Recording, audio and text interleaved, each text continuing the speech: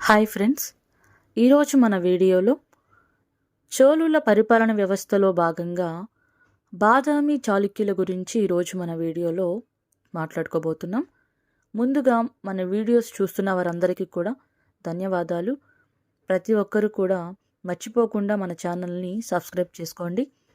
ఎంతో యూస్ఫుల్గా మీకోసం వీడియోస్ పెట్టడం జరుగుతుంది కాబట్టి ప్రతి ఒక్కరు కూడా సపోర్ట్ చేయండి.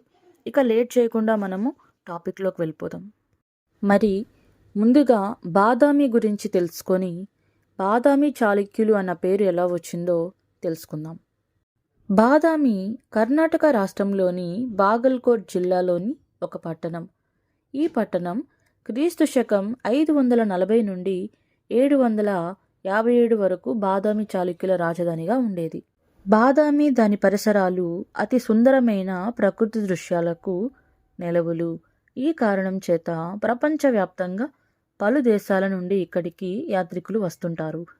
పలు సినిమాలు కూడా ఇక్కడ చిత్రీకరించడం జరిగింది. ఈ ప్రాంతం చుట్టూ అనేక చారిత్రాత్మక ప్రదేశాలు కూడా ఉంటాయి. ఇక్కడ పురాతన రాతి సమాధులు, వర్ణ చిత్రాలు ఉంటాయి. పురాణ గాథల ప్రకారం వాతాపి రాక్షసుడు అగస్త్య మహర్షిచే ఈ ప్రాంతంలోనే సంహరింపబడ్డాడు. ఆ సంఘటనకు గుర్తుగా ఈ ప్రాంతాన్ని వాతాపి అని కూడా పిలుస్తారు. అందుకే ఫ్రెండ్స్, బాదామి అన్న వాతాపి అన్న ఒకటే అని మీరు గుర్తుపెట్టుకోండి. ఈ ప్రాంతానికి దగ్గరగా అయ్యవోలే ఐనూరవరు అనే వర్తక సంఘం ఉండేది. ఇది కర్ణాటక, తమిళనాడు రాష్ట్రాల మధ్య వాణిజ్యమును పర్యవేక్షించేది. ప్రసిద్ధ పండితుడు డాక్టర్ డిపి దీక్షిత్ అభిప్రాయం ప్రకారం క్రీస్తు శకం 500 సంవత్సరంలో మొదటి చాళుక్య రాజు జయసింహ చాళుక్య సామ్రాజ్యాన్ని స్థాపించాడు. అతడి మనవడు పులకేశి వాతాపిలో కోట కట్టించాడు. చాళుక్యులు 600 సంవత్సరాలకు పైగా భారతదేశంలో దక్షిణ పీఠభూమిని పాలించారు. ఈ కాలంలో వారి దగ్గరి సంబంధం కలిగి ఉన్న 3 ప్రత్యేక రాజవంశాలు ఉన్నాయి. అవి 6వ, 8వ శతాబ్దాల మధ్య పాలించిన బాదామి చాళుక్యులు, కళ్యాణి చాళుక్యులు, వేంగి చాళుక్యులు.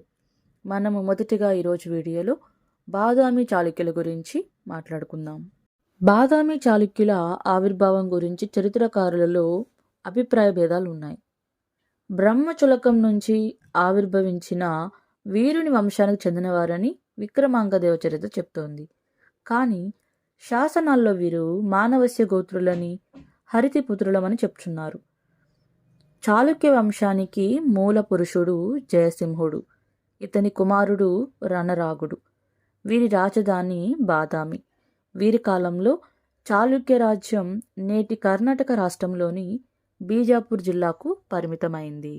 రణరాగుని కుమారుడు మొదటి పులకేశి స్వతంత్ర చాళుక్య రాజ్య విస్తరణకు అనేక యుద్ధాలు చేసినట్లు, అనేక అశ్వమేధ యాగాలు చేసినట్లు బాదామి శాసనం పేర్కొంటుంది. ఇతడు బాదామి కోటను నిర్మించాడు. ఇతనికి సత్యాశ్రయ చాళుక్య వల్లభ, రణవిక్రమ అను బిరుదులున్నట్లు శాసనాలు పేర్కొంటున్నాయి. ఇతని కాలంలో చాళుక్య రాజ్యం కర్ణాటక నుంచి మహారాష్ట్ర వరకు విస్తరించింది. మొదటి పులకేశి తరువాత అతని కుమారుడు మొదటి కీర్తివర్మ సింహాసనాన్ని అధిష్ఠించాడు. ఇతడు బాదామిలో వేయించిన శాసనం ద్వారా ఇతని విజయాలు, పరిపాలన దక్షత తెలియవస్తుంది. ఇతడు బాదామిలో అనేక రాజప్రసాదాలు, దేవాలయాలు నిర్మించి ఆ నగరాన్ని సుందరంగా తీర్చిదిద్దాడు. కీర్తివర్మ అంగ, కళింగ, మగధలపై దండయాత్రలు చేసి వాటిని జయించినట్లు మహాకూట శిలాశాసనం పేర్కొంటుంది. ఇతడు కదంబులను ఓడించి ఉత్తర కొంకణ, కెనరా ప్రాంతాలను కూడా జయించాడు. కీర్తివర్మ మరణించే నాటికి అతని కుమారుడు రెండో పులకేశి బాలుడైనందున కీర్తివర్మ సోదరుడు మంగళేశుడు రాజ్యాధికారం చేపట్టాడు. మంగళేశుడు అనేక యుద్ధాలు చేసి చాళుక్య రాజ్యాన్ని విస్తరించాడు. ఇతని సైన్యాలు తూర్పు, పశ్చిమ సముద్రాల వరకు దండయాత్రలు నిర్వహించాయి. పశ్చిమ తీరాన ఉన్న రేవతి ద్వీపాన్ని జయించాడు. కాలచూరులను ఓడించాడు. మంగళేశునికి పరమ భాగవత అనే బిరుదు కూడా ఉంది. మంగళేశుడు తన తర్వాత చాళుక్య సింహాసనం తన వారసులకు దక్కాలని ప్రయత్నించాడు. అందువల్ల మంగళేశుడికి రెండవ పులకేశికి మధ్య వారసత్వ యుద్ధం జరిగింది. ఈ వారసత్వ యుద్ధంలో రెండో పులకేశి మంగళేశుని వధించి చాళుక్య సింహాసనాన్ని అధిష్ఠించినట్లుగా ఐహోలు శాసనం పేర్కొంటుంది. రెండవ పులకేశి చాళుక్య వంశంలోనే కాక దక్షిణ భారతదేశంలోని రాజ్యపాలకులలోని అగ్రగణ్యుడు. ఇతడు అనేక దిగ్విజయ యాత్రలు చేసి అనేక రాజవంశాలను ఓడించి మహారాష్ట్ర, మాలవ, కళింగ, ఆంధ్ర, కర్ణాటకలను జయించి చాళుక్య సామ్రాజ్యాన్ని నలుదిక్కులకు విస్తరించాడు. దీంతో చాళుక్యుల కీర్తి ప్రతిష్టలు 4 దిక్కులా వ్యాపించాయి. ఈయన దిగ్విజయాలను ఇతని ఆస్థాన కవి రవికీర్తి వేయించినటువంటి ఐహోలు శాసనం తెలియజేస్తుంది. పులకేశి రాజ్యానికి రాగానే అంతర్యుద్ధ కాలంలో తిరుగుబాటు చేసి స్వతంత్రులైన చాళుక్య సామంతులు అప్పాయిక, గోవిందులను ఓడించాడు. తన అధికారం సుస్థిరపరుచుకున్న తర్వాత దిగ్విజయ యాత్రలు ప్రారంభించాడు.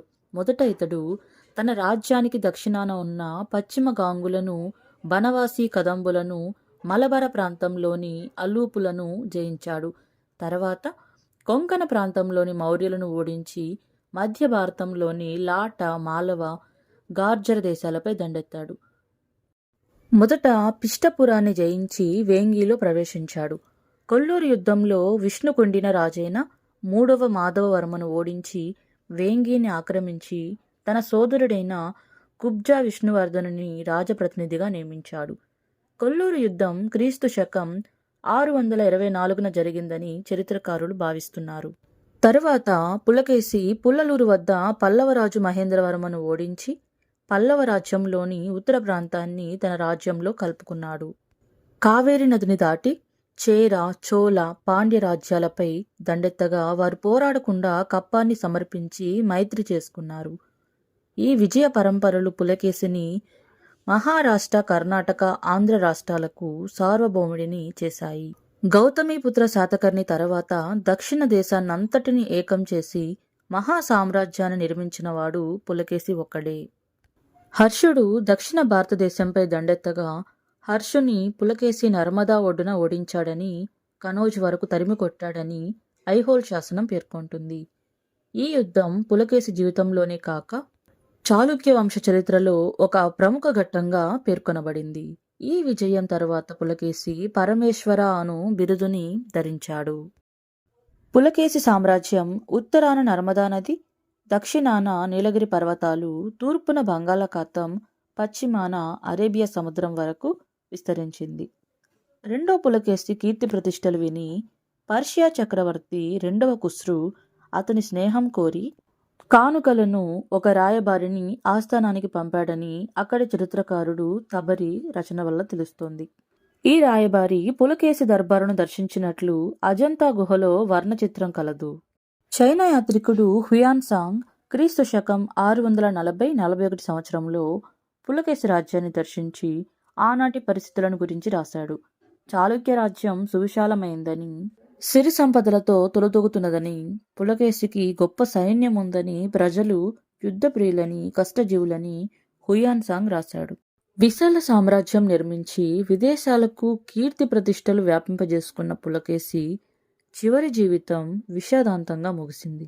ఎందుకంటే పల్లవ రాజైన నరసింహవర్మ తన తండ్రి మహేంద్రవర్మను పులకేశి పుల్లలూరు యుద్ధంలో వధించినందుకు ప్రతీకారంగా క్రీస్తు శకం 642లో పులకేశిపై దండెత్తాడు. మణిమంగళ యుద్ధంలో పులకేశిని ఓడించి చంపినట్లు, వాతాపి పట్టణాన్ని దగ్ధం చేయించినట్లు మల్లికార్జున దేవాలయం శాసనం పేర్కొంటుంది. తన విజయానికి చిహ్నంగా నరసింహవర్మ వాతాపి కొండ బిరుదు ధరించాడు. ఇతని దండయాత్ర చాళుక్య రాజ్యాన్ని చావుదెబ్బ తీసిందని చెప్పుకోవాలి. ఎందుకంటే నరసింహవర్మ దాడి వల్ల జరిగిన నష్టం నుంచి బయటికి రావడానికి, కోలుకోవడానికి చాళుక్య రాజ్యంకు చాలా కాలం పట్టింది.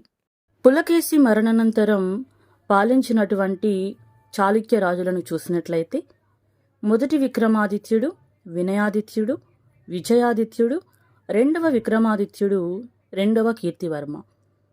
మరి సామ్రాజ్య పతనానికి కారణాలేంటని చూసినట్లయితే పల్లవులకు చాళుక్యులకు మధ్య పులకేశి కాలంలో ప్రారంభమైన ఘర్షణ 1 శతాబ్దం పాటు కొనసాగింది. ఇదే కాలంలో చాళుక్యులు అరబ్బులను కూడా ఎదిరించవలసి వచ్చింది. ఈ పోరాటాలు సామ్రాజ్యాన్ని బలహీనపరిచి ధనాగారాన్ని ఖాళీ చేశాయి. ఇలా నిరంతర యుద్ధం వల్ల సైనిక బలం పూర్తిగా క్షీణించింది. ఈ పరిస్థితుల్లో చాళుక్య సామంతులు స్వాతంత్రాన్ని ప్రకటించుకున్నారు. చివరి చాళుక్య రాజైన కీర్తివర్మ అసమర్థుడైనందున వారిని అణచలేకపోయాడు. కానీ వీరంతా కూడా ప్రాచీన కాలం నుంచి సాంప్రదాయంగా వస్తున్న అధికారాలను కొనసాగిస్తూ ధర్మశాస్త్ర నియమాల ప్రకారం పాలించడం జరిగింది. చాళుక్య చక్రవర్తులు శ్రీ పృథ్వీ వల్లభ, సత్యాశ్రయ, పరమ మహేశ్వర అనే బిరుదులను కూడా ధరించారు. ఇక రాష్ట్రకూట దంతిదుర్గుడు క్రీస్తు శకం 744లో విజృంభించి చాళుక్య రాజ్యాన్ని ఆక్రమించడంతో బాదామి చాళుక్య సామ్రాజ్యం అంతరించింది. ఇది ఫ్రెండ్స్ ఈరోజు టాపిక్. మన టాపిక్ కనుక మీకు నచ్చినట్లయితే లైక్ చేయండి, షేర్ చేయండి, సబ్స్క్రైబ్ చేసుకోవడం మాత్రం మర్చిపోకండి. మరొక మంచి టాపిక్తో నెక్స్ట్ వీడియోలో కలుసుకుందాం. Thank you.